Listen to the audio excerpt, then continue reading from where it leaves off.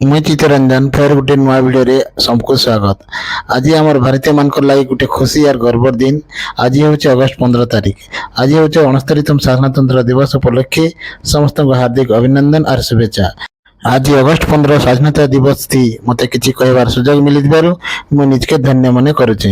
1947 मसीहा अगस्ट 15 तारिख आमर भारत इंग्रेज मान शासन रू स्वाधीन होता। ये दिनटा अगस्ट 15 तारिख आमर देशर इतिहास रे स्वर्णाक्षर लिपिबद्ध होती। कहाँ लगे जानिछन इंग्रेज माने आमको 200 बरस गुटी शासन कहलिया रखला परे आम ए दिन स्वाधीन होता। तो फ्रेंड इधर भितर मुझे आसिक पहुंची गली मोर स्कूल पाके जेने कि मोर स्कूल छुआ मैंने मत वेट करके रही जेनता तो स्कूल के पहुंचुन सार ये जन आम पताका उत्तोलन करावा से खूनटा के सीधा आनिक रख दियाला। तार पर आम प्रभात फेरी करवा लगी आम रेडी हो गलु। गोटे सप्ताह आगे जेन हिसाब से शिखाई से हिसाब से पिला ठिया तो स्वाधीनता दिवस में कण शिखी शुणुआ सते तो फ्रेंड्स ये छुआ दिन कथा मन पड़ जाए प्रभात फेरी करला समय थी ये जेन सीन मान देखुन यहाँ गाँव परिवेश कहीं आम टाउन में पढ़ुलु एथि गाँव में चाकरी कला भर सीन मान देखले गाँव सीन और टाउन सीन सब अलग अलग जाए।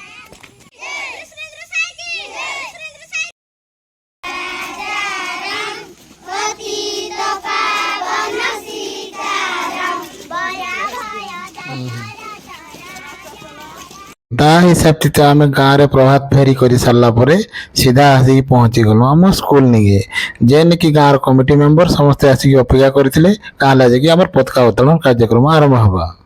इन भी तिरंगा पताका अपेक्षा केते बेले मत उत्तोलन करेंगे आर्मी फर पर आकाश में उड़बी।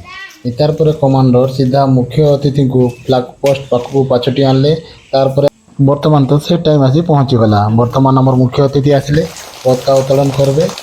इतार पर मुख्य अतिथि मुहर आज स्वाधीनता दिवस पर किसी आम वार्ता शुणु। तार पर जन जन कर समस्ते कहले इतिर भितर छुआ मैंने भाषण रखले एंता हिसाब से आज कार्यक्रम शेष है।